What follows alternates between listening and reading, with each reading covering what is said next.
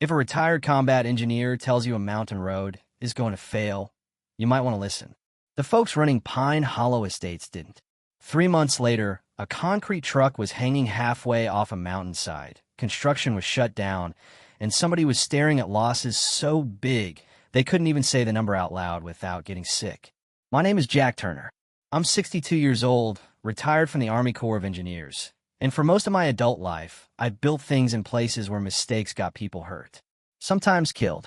I spent years overseas. Afghanistan, Iraq, places where roads washed away overnight and bridges had to be rebuilt before sunrise.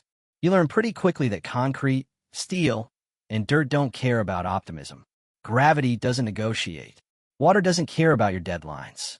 When I retired, I figured I'd had enough excitement for one lifetime. Back in 2021, I bought 43 acres outside a little mountain town called Redstone Valley, Colorado. Beautiful place. Tall pines, trout streams, quiet enough that you could hear the wind moving through the trees before a storm rolled in. I wasn't looking for neighbors. I definitely wasn't looking for an HOA. The problem was that a luxury development had started going up on the ridge above my property about 6 months before I moved in.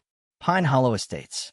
Big custom homes, million-dollar views, the kind of place where every driveway had a luxury SUV parked in it, and everybody acted like they personally discovered Colorado.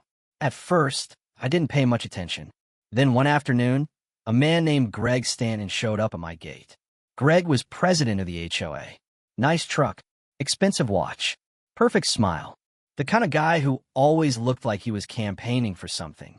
He introduced himself, shook my hand, and explained that the development needed temporary access through my land while they finished construction on the upper lots.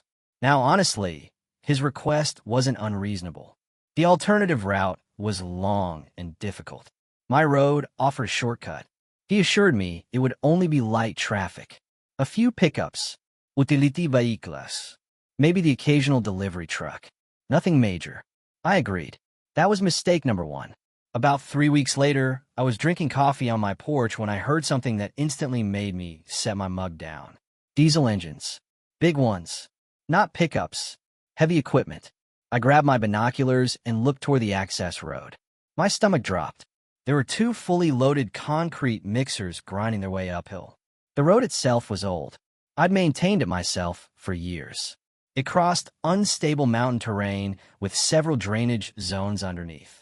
The surface looked solid enough to most people. To me, it looked like a disaster waiting for permission. That afternoon, I walked the entire route, measured soft spots, checked runoff channels, looked at shoulder erosion. The more I looked, the less I liked what I saw. A week later, I hired a geotechnical consultant from Denver. Cost me a few $1,000s. Worth every penny. When a report came back, it confirmed exactly what I'd expected. The road could safely support light vehicles. Heavy commercial loads were another story entirely. Repeated traffic from concrete trucks could compromise the structure underneath. Not maybe, would. The report wasn't dramatic. Engineers don't do dramatic. It was just honest. And honestly, that made it worse. I mailed copies to the HOA, copies to the developer, copies to every contractor whose information I could find. Certified mail. Signed receipts, complete documentation. I wasn't trying to start a fight. I was trying to prevent one. 3 days later, Greg Stanton called me. I still remember that conversation because it was the moment everything changed. He laughed before he even finished saying hello.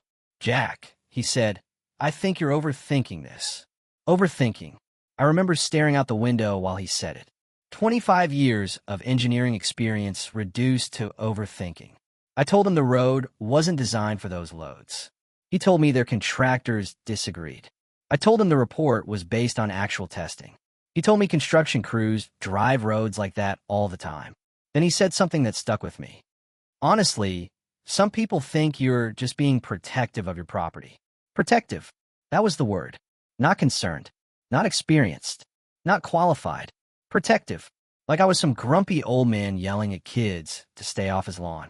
The funny thing is, if he'd stopped there, this story probably would have ended very differently. But a few days later, I got my hands on something that changed everything. An email.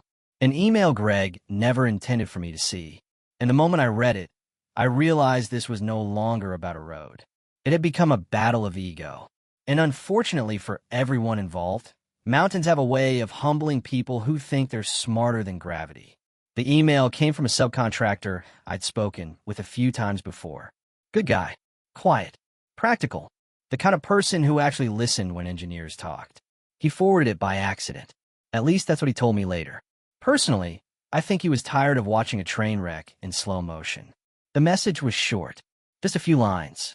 But those few lines told me everything I needed to know. Greg Stanton had instructed multiple contractors to ignore my concerns because using my road saved them nearly 45 minutes per trip. That was it. 45 minutes. That was the entire calculation. Not safety, not liability, not engineering. Time. And once I understood that, something clicked in my head. This wasn't a misunderstanding anymore. This was a conscious decision. Somebody had looked at the risk, looked at the warning, and decided saving money mattered more. Now, if you've spent enough years around construction projects, you learn something pretty important. Bad decisions rarely happen because people don't know better. Most bad decisions happen because somebody convinces themselves consequences won't apply to them. That's exactly what was happening here. So I stopped being cooperative. The next morning, I hired a contractor, installed steel barriers at both entrances, concrete bollards, heavy-duty locks, new cameras, additional warning signs, weight restriction notices every few hundred feet, everything documented, everything legal, everything visible. If anyone crossed that road after that point, there would be no argument about whether they knew. They knew. 3 days passed, then 4, then 5. I started thinking maybe common sense had finally won. Maybe somebody higher up had looked at the reports and realized this wasn't worth the gamble. Then came Tuesday morning, about 7 o'clock. Cool air, fog rolling through the trees, coffee in my hand. The kind of peaceful mountain morning people move across the country to experience. Then I heard it, a deep diesel rumble echoing through the valley. At first I thought maybe it was coming from the highway. Then it got louder, closer, wrong direction. I stood up, set my coffee down, grabbed my binoculars, and what I saw honestly made me laugh. Not because it was funny, because it was so unbelievably stupid. A fully loaded concrete truck was pushing through the tree lane about 300 yards from my barricade. Not around the gate, not through an authorized access point. Through the forest, branches snapping, brush getting crushed. The driver had literally created his own path around the barriers. I remember shaking my head and saying out loud, well, somebody's about to have a very expensive day. The truck crawled forward, slowly, carefully. For a moment, it almost looked like it might work. And I think that's what makes bad decisions dangerous. Sometimes they appear successful right before they collapse. The vehicle reached a section near a drainage slope where the shoulder was already weakened. I knew the spot immediately. I flagged it in my report, photographed it, measured it, warned them about it repeatedly. The rear wheels rolled onto the shoulder. Everything seemed normal. Then came a sound, a deep crunch. Not loud, not dramatic, just a low grinding noise, like the mountain itself sighing. The gravel shifted. The shoulder dropped. One tire sank, then another. Suddenly the entire truck lurched sideways. Hard. The driver's side lifted slightly. The passenger side dropped. Concrete sloshed violently inside the rotating drum. The driver slammed the brakes.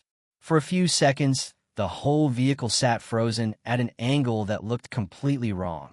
Then the yelling started. Workers running, radios crackling, supervisors screaming instructions. Everybody trying to solve a problem that had already happened. I grabbed my phone and started recording. Not because I was enjoying it, because years of experience had taught me something. When people make mistakes this expensive, they start rewriting history almost immediately. Evidence matters.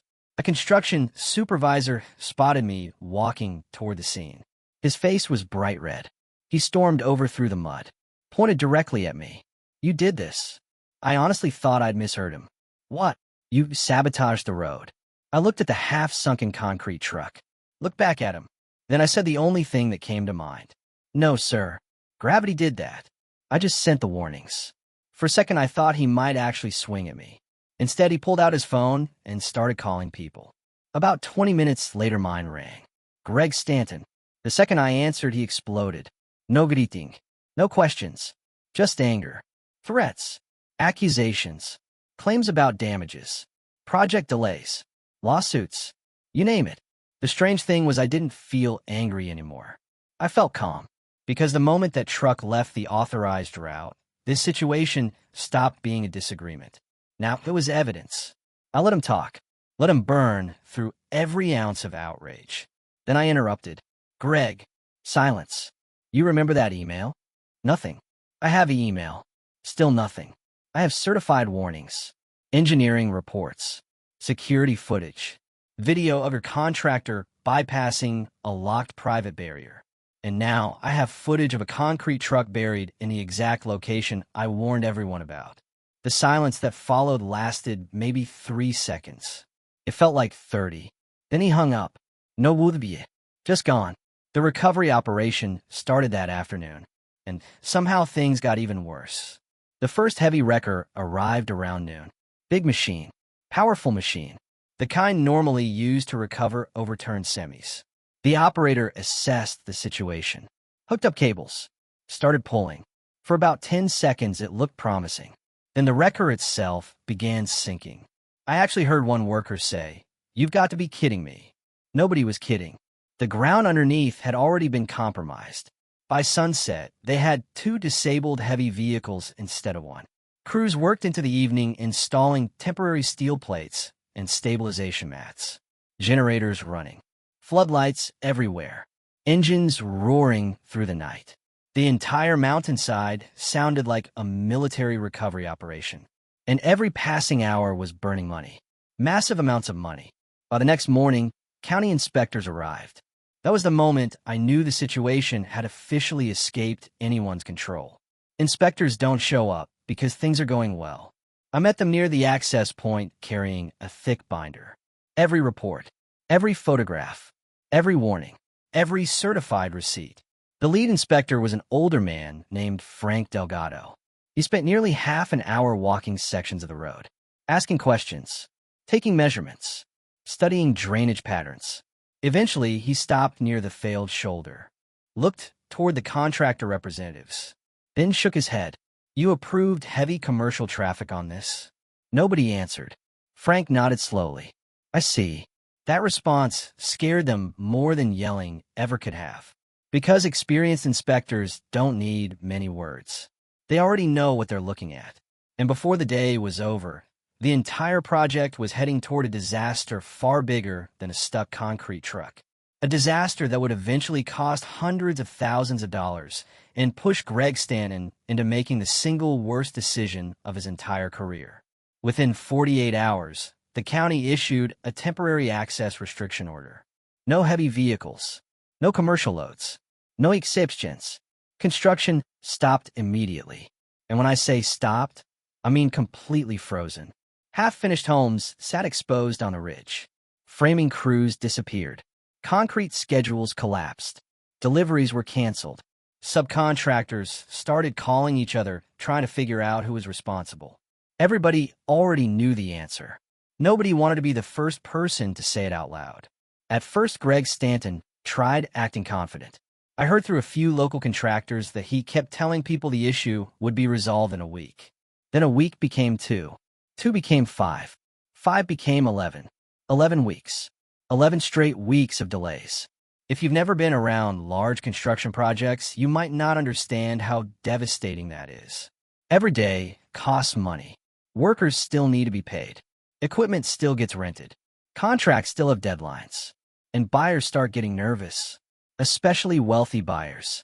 The rumors started spreading through town almost immediately. People talked. They always do.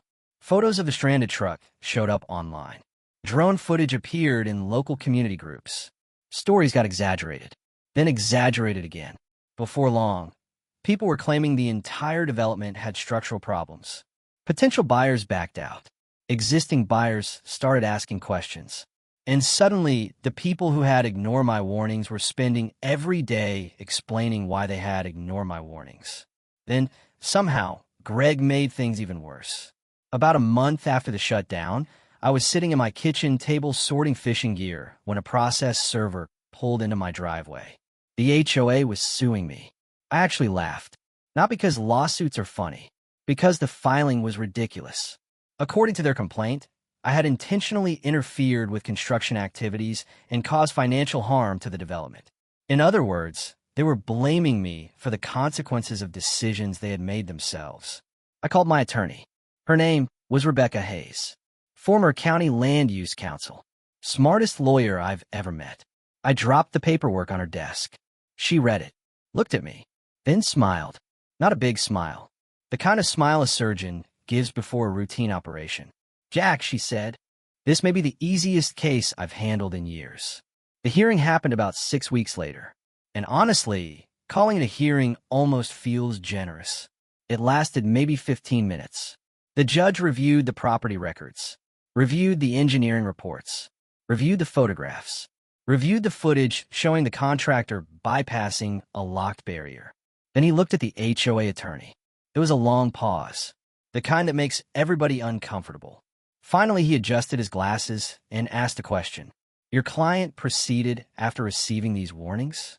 The attorney tried answering, tried explaining, tried redirecting. None of it mattered. The judge dismissed the case. Right there. No trial. No drawn-out battle. Done.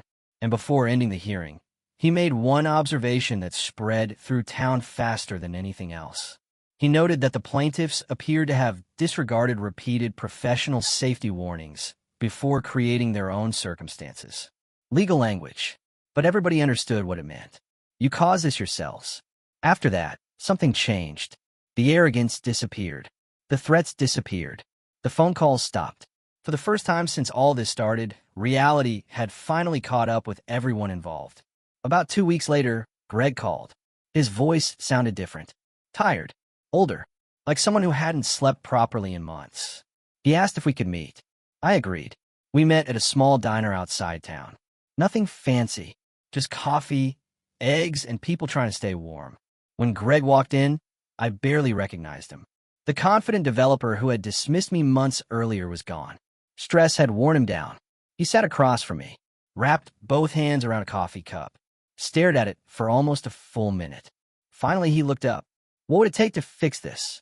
That was the moment everything shifted. Not because I had one, because he had finally started listening. I already knew my answer. I'd known it for months. The road needed to be rebuilt correctly. Not patched, not repaired, rebuilt. Grupo drenaje, geotextile stabilization, expanded shoulders, compacted aggregate base, commercial grade load capacity, everything. Then I outlined access terms, maintenance obligations, liability protections, usage fee, automatic penalties for violations. The whole package. Greg blinked several times while I spoke. I don't think he'd expected me to have every detail prepared. The truth is, I'd spent decades negotiating infrastructure projects. Preparation becomes a habit after a while. 3 months later, agreements were signed. The developer paid for a complete reconstruction. The HOA entered a commercial access agreement. Maintenance responsibility transferred permanently. Weight limits became legally enforceable. And for the first time, the road was actually built for the traffic using it. Here's the funny part. After the reconstruction was finished, the trucks crossed that road every day. Concrete trucks, delivery trucks, heavy equipment, thousands of trips, and nothing happened. No fallos, no collapses, no emergency meetings, no lawsuits, because engineering works when people stop arguing with it. By the time the agreement expired several years later, I'd received substantial access payments, avoided future maintenance costs, and ended up with a professionally upgraded mountain road I never would have built myself. People often ask if I hate Greg Stanton. Honestly, no, I don't. I think he made the same mistake a lot of people make. He confused confidence with competence. From a distance, those two things can look almost identical. The difference is that competence survives contact with reality. Confidence doesn't always. What still amazes me is how easily all of it could have been avoided. One conversation, one decision, one moment where somebody could have said, maybe the engineer knows something we don't. Instead, pride took over. And pride has a way of getting expensive. Sometimes the invoice arrives in the form of legal fees. Sometimes it arrives as construction delays. And sometimes it arrives attached to a concrete truck slowly sinking into the side of a mountain. Now here's the part I'd love to hear your opinion on. Do you think Greg deserved everything that happened after ignoring those warnings? Or do you think the situation spiraled further than it should have? Have you ever watched someone ignore expert advice, double down on a bad decision, and then blame everyone else when it collapsed exactly the way they were warned it would? Let me know down in the comments, because stories like this seem to happen everywhere, from HOAs and corporate offices to city governments and neighborhood disputes. And if you enjoyed this story, make sure to subscribe, because trust me, this wasn't the last time I learned that some people would rather fight reality than admit they were wrong.